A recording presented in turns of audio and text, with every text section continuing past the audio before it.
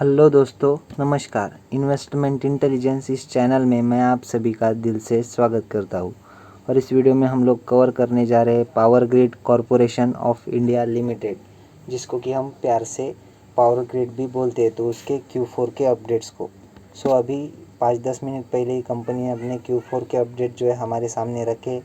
तो सबसे पहला पॉइंट तो कंपनी ने आज की मीटिंग में जो है अपने financial result stand alone and consolidated results को जो है अप्रूवल दिया है दोस्तों। उसके बाद में कंपनी ने डिविडेंड भी रिकमेंड किया है। कितने रुपए का कंपनी ने डिविडेंड रिकमेंड किया है? तो कंपनी ने 1.25 रुपीज़ पर शेयर का डिविडेंड रिकमेंड किया है, यानी कि 1 रुपया 25 पैसे का जो डिविडेंड है वो जिनके पास में इस कंपनी के शेयर होंगे उनके अकाउंट में जमा होने वाला है दोस्तों। इससे रिलेटेड जो है कंपनी जो कुछ भी डेट्स वगैरह है तो वो अपनी आने वाली जो AGM कंडक्ट की जाएगी कंपनी की, तो उसमें जो है इस डिविडेंड को शेयर होल्डर्स की तरफ से अप्रूवल लिया जाएगा, बोर्ड ऑफ डायरेक्टर्स का अप्रूवल लिया जाएगा, उसके बाद में इसका पेमेंट होगा दोस्तों। यहाँ पर जो है कंपनी ने बता करके रखा है एक point, the final dividend will be paid within 13 days from the date of declaration at the AGM।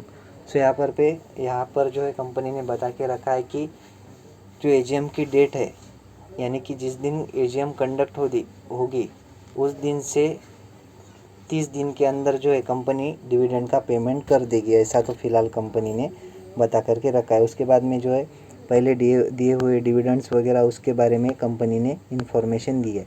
उसके बाद में हम चलते हैं दोस्तों कंपनी के कंसोलिडेटेड नंबर्स के ऊपर। थोड़ा अगर नीचे हम जाएंगे तो हमें कंपनी के कंसोलिडेटेड नंबर्स मिल जाएंगे। तो देखिए दोस्तों, हम लोग आ चुके हैं कंपनी के कंसोलिडेटेड नंबर्स के ऊपर। कैसा रहा कंपनी का इस क्वार्टर का परफॉर्मेंस? तो यहाँ पर देखिए, रेवेन्यू की बात करें तो करोड़ में ही देखने को मिल रही है हमें क्वांटिटी। तो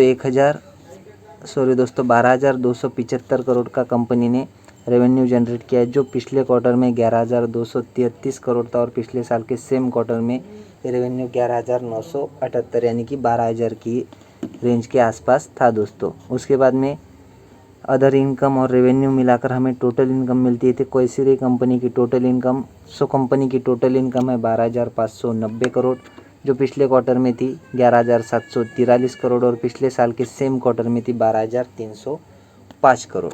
12,300 की इनकम जो है 12,500 या फिर 600 की रेंज में जा चुकी है और 11,700 के रेंज की इनकम जो है 12,600 हो चुकी है दोस्तों।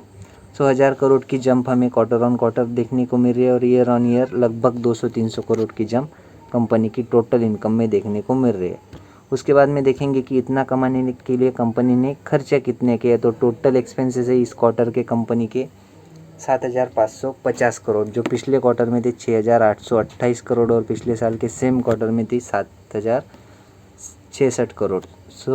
7,066 करोड़ के खर्चे 7,550 करोड़ हो चुके हैं और 6,828 करोड़ के खर्चे 7,550 हो चुके हैं, यानी कि खर्चे भी हमें उसी प्रोपोर्शनेट में बढ़ते हुए नज़र आए।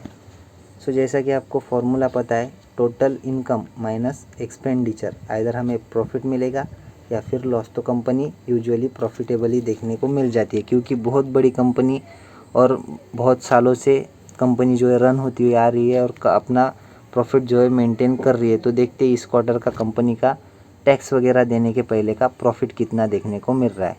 हमें देखना होगा profit before tax. Profit before tax, जी हाँ दोस्तों, यहाँ पर जो है प्रॉफिट बिफोर टैक्स दिया गया है, देखिए इस पॉइंट में। तो कंपनी का प्रॉफिट बिफोर टैक्स है 5,011 करोड़, जो पिछले क्वार्टर में था 4,909 करोड़ और पिछले साल के सेम क्वार्टर में था 5,300 करोड़।